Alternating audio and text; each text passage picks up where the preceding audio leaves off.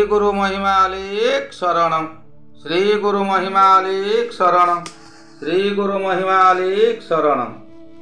हूँ श्री अपर्ति महारणा महिमा वास्तु सेवा यूट्यूब चैनल तरफ आपण मानकु स्वागत जनाई आरंभ करने को जाउछि।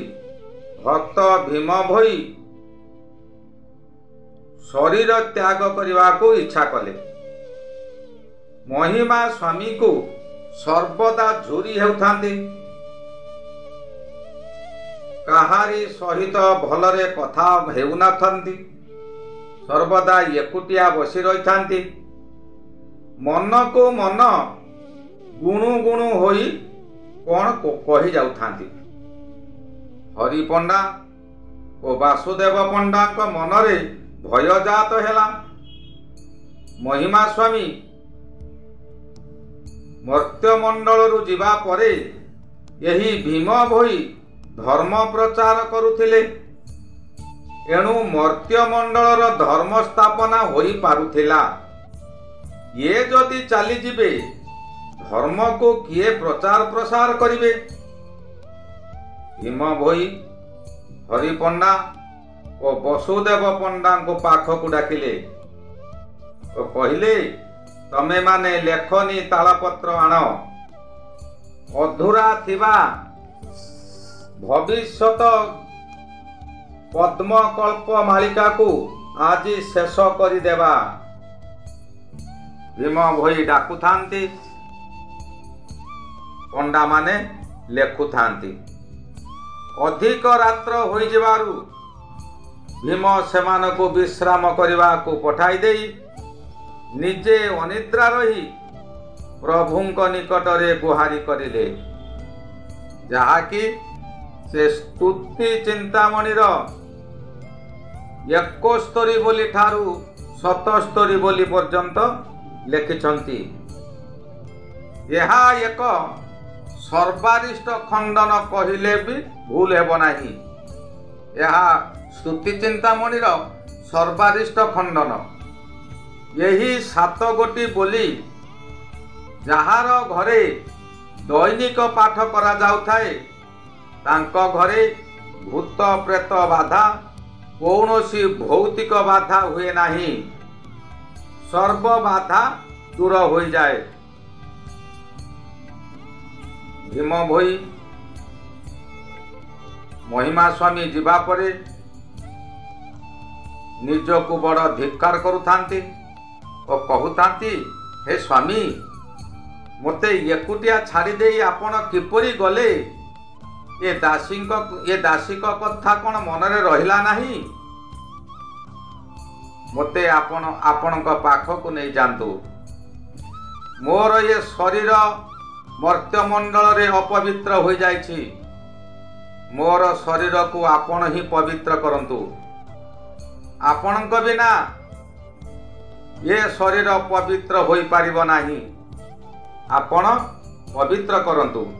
जय जय प्रभु अलेख पुरुष अनादि ईश्वर हरि, दुरित नाशन माना बही अछ दुर्गति खंडम हरि।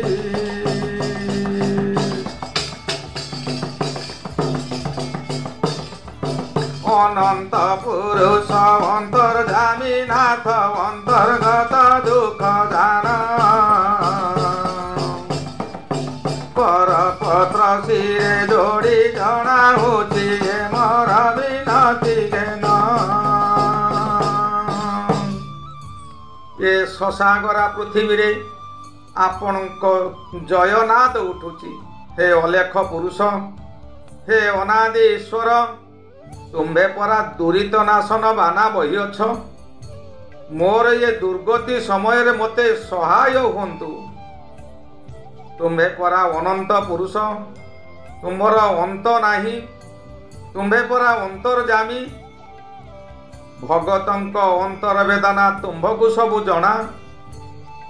ये शिर उपरे मोर दुई करकु जोड़ी मु आपण को प्रार्थना करुछि मोर विनती घेना कर सत जन्म ठारू कर्म अकर्मरु करी अति जेते पाप अंतरु बाहरु सर्वांग शरीरु निवार हेउ कलंक जानिबा न जानिबारे जेते पाप गोड़ा हे सद्गुरु ताळु पद अंतर हृदय निर्मल कर सर्वांग शरीरु।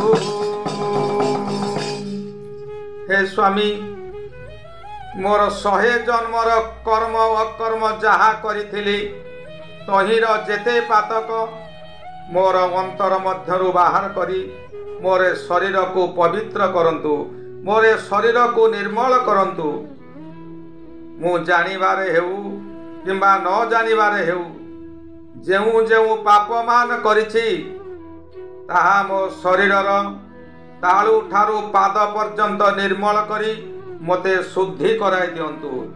अग्नि अंगीकार गुरु ब्रह्म हट ब्रह्मरे पोड़ा रोग शरीर निर्मल हो जाऊ जेते दिन थिला जोग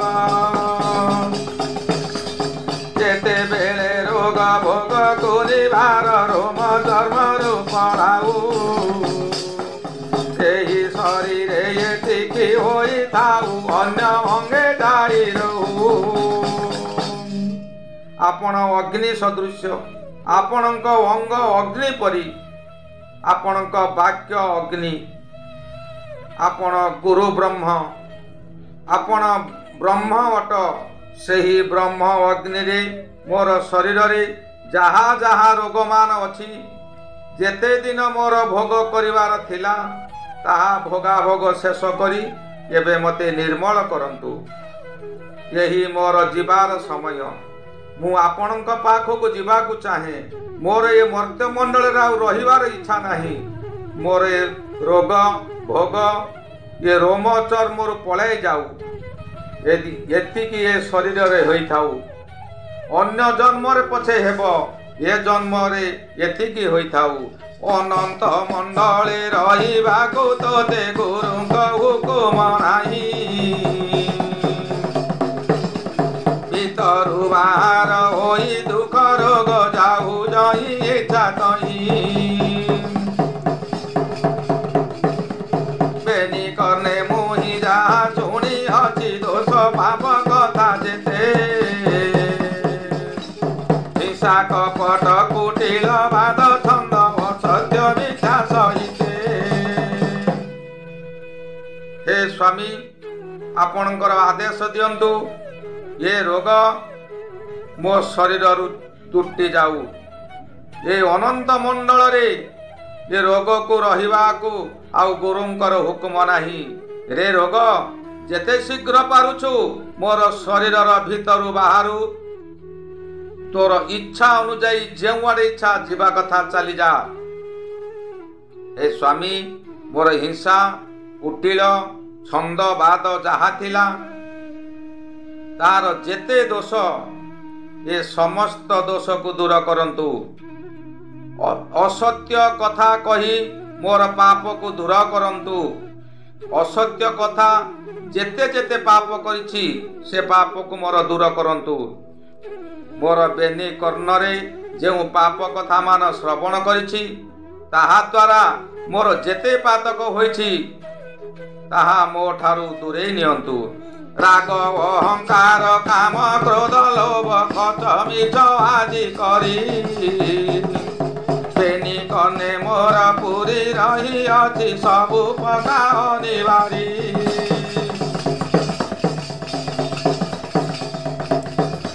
जलर पंख प्राय पाप बकल सर्वांगरे अछि घटी शून्य पुरुष विचारी दया कर सबु जाक पड़ू पिटी।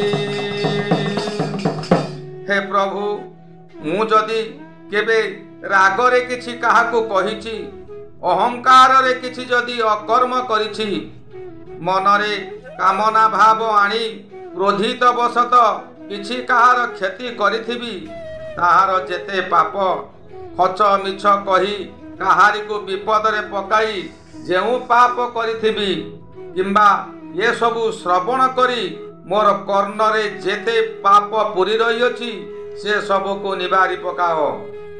ଜଳରେ ଯାହା ମଇଳା ଥାଏ ତାହା ଜଳର ତଳକୁ ପଙ୍କ ପ୍ରାୟ ବସିଯାଏ।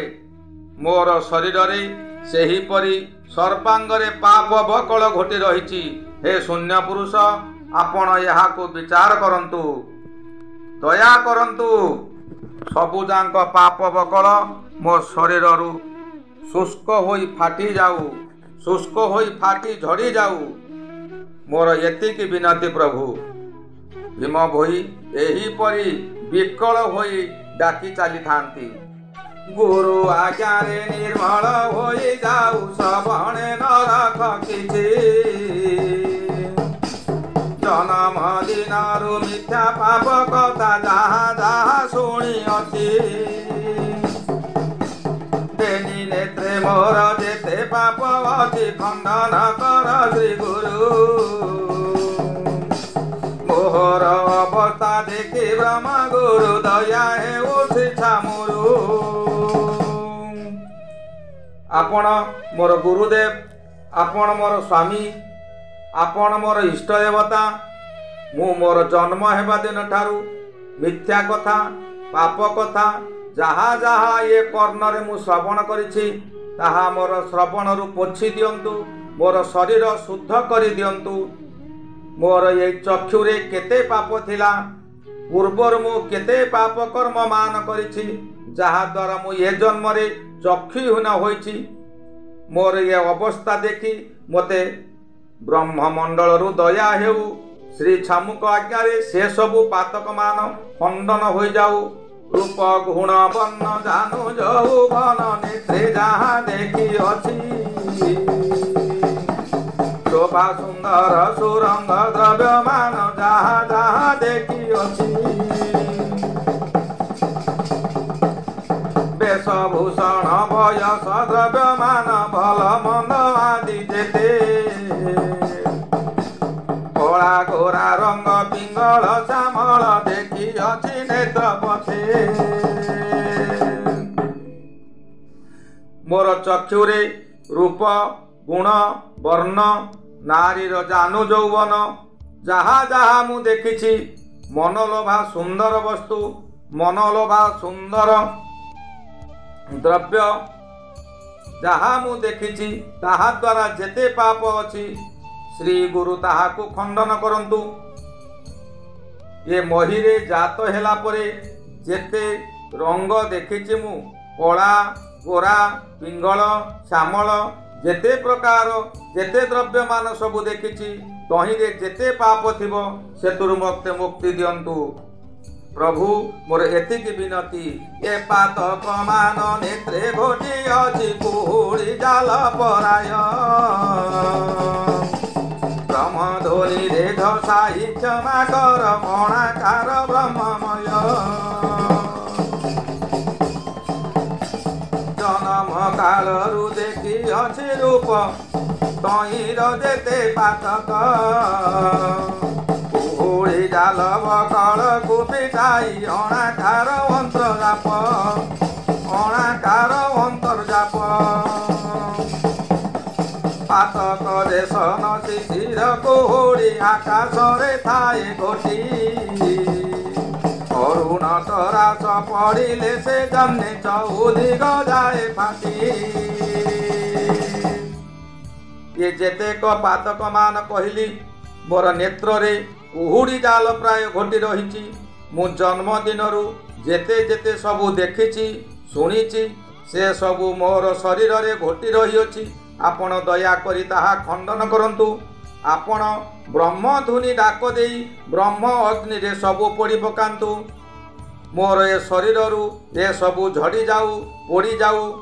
ଯେପରି ଶେଷ ରାତ୍ର ଠାରୁ ଲାଗି ରହିଥିବା କୁହୁଡ଼ି ଆକାଶରେ ଘନ ବାଦଲର ବ୍ରହ୍ମ ସୃଷ୍ଟି କରେ, ପୃଥିବୀ ପୃଷ୍ଠକୁ ଦିବସରେ ଅନ୍ଧକାର ଘୋଟିଯାଏ। କୁହୁଡ଼ିର ବିନ୍ଦୁ ବିନ୍ଦୁ ଜଳକଣା ପୃଥିବୀର ଜୀବଜନ୍ତୁମାନଙ୍କୁ ବ୍ୟତିବ୍ୟସ୍ତ କରି ପକାଏ।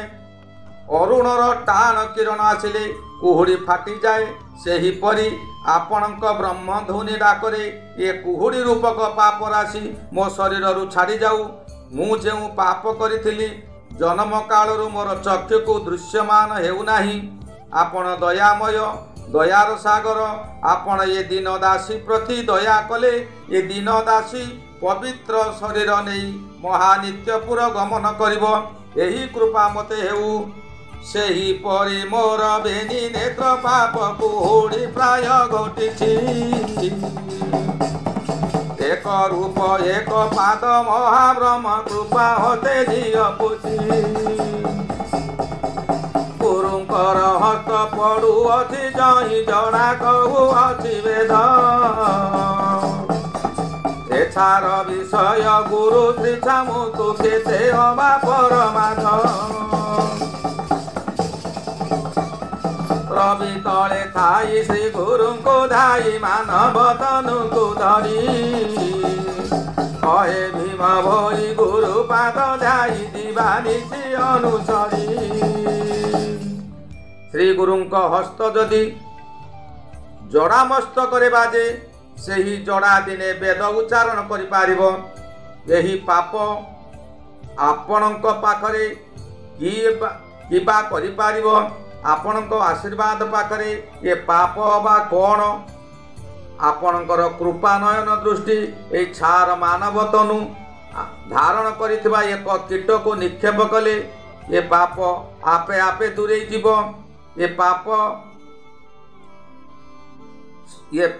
ଏ ପାପରୁ ଧର୍ମରେ ସ୍ନାନ କଲା ପରେ ଯେପରି ସର୍ବାଙ୍ଗ ଶରୀରରୁ ମଳି ଧୌତ ହୋଇ ପରିଷ୍କାର ହୋଇଯାଏ, ସେହିଭଳି ଏ ପାପ ସମ୍ଭାର ମୋର ଶରୀରରୁ ନିର୍ମଳ ହୋଇଯିବ। ଆପଣଙ୍କୁ ମୋର ବିନୀତ ଅନୁରୋଧ, ଆପଣ ମୋତେ ମୋର ଏ ଶରୀରରୁ ସମସ୍ତ ପାପମାନ ନଷ୍ଟ କରି ଆପଣଙ୍କ ଶରଣ ପଞ୍ଜରରେ ସ୍ଥାନ ଦିଅନ୍ତୁ। ଏହିପରି ଭୀମ ଭୋଇ ବହୁତ କ୍ରନ୍ଦନ କରି ପ୍ରଭୁଙ୍କୁ ଜଣାଣ କରୁଥାଏ। ଏବେ ଏତିକି ଥାଉ। ପରବର୍ତ୍ତୀ ବିଷୟ 72 ବୋଲି ପରବର୍ତ୍ତୀ ଅଧ୍ୟାୟରେ କହିବି। ଶ୍ରୀ ଗୁରୁ ମହିମା ଅଲେଖ ଶରଣ। ଶ୍ରୀ ଗୁରୁ ମହିମା ଅଲେଖ ଶରଣ। ଶ୍ରୀ ଗୁରୁ ମହିମା ଅଲେଖ ଶରଣ ଶରଣ ଶରଣ।